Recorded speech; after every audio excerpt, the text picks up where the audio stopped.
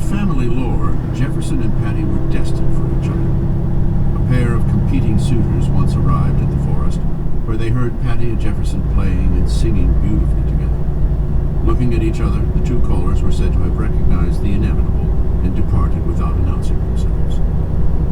As always, music was Jefferson's ally. To him, singing or the playing of the violin or the pianoforte was more than entertainment, more than the means of passing the hours when time grew heavy. Music, rather, offered a window into a man's soul, or into a woman's. In his literary commonplace book, Jefferson transcribed these lines from Shakespeare's Merchant of Venice. "The man who has not music in his soul, or is not touched with concord of sweet sounds, is fit for treason, stratagems, and spoils. The motions of his mind are dull as night, and his affections dark as Erebus. Let no such man be trusted." Jefferson's mind was considering the defining human themes, always returning to the central question of politics. How is a man, as an intrinsically social animal, to live in relative peace and charity with his neighbors in a world given to passion and conflict? There was no single answer, only the enduring effort to bring clashing elements into harmony. And perhaps the most significant decision a man could make in fighting this lifelong battle was whom to marry. Jefferson needed a woman who shared his passion for music and all that music represented: sophistication, transcendence, and the life of the imagination and the heart, as well as that of flesh and blood.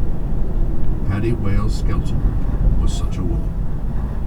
Jefferson was determined to have her, and to give her the best of everything.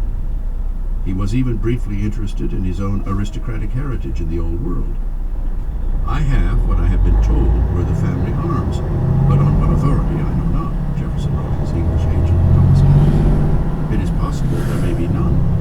If so, I would with your assistance become a purchaser, having Stern's word for it that a coat of arms may be purchased as cheap as any other color."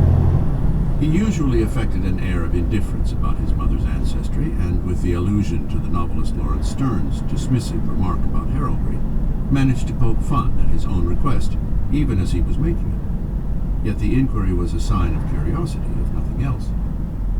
Jefferson was more interested in buying his bride larger things.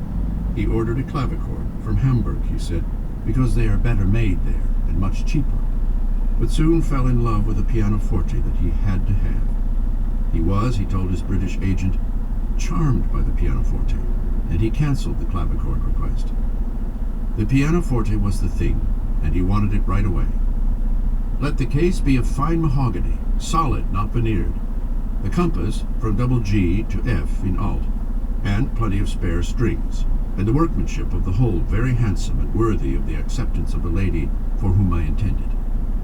He also needed a half-dozen white silk cotton stockings and a very particular umbrella, large, with brass ribs covered with green silk and neatly finished, but the instrument was crucial. He was, he said, very impatient to have it by October. If it made it would be just in time